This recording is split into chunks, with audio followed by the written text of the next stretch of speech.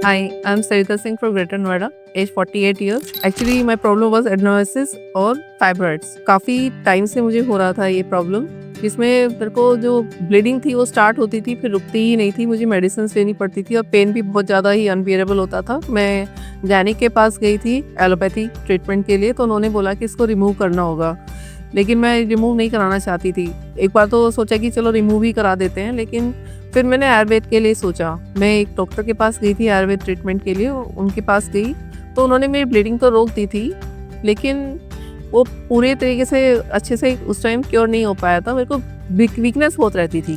फिर मैं यहाँ पर वीसीसी आयुर्वेदा आई सेम प्रॉब्लम के साथ, एडेनोमाइसिस और ये फाइब्रॉइड्स के लिए।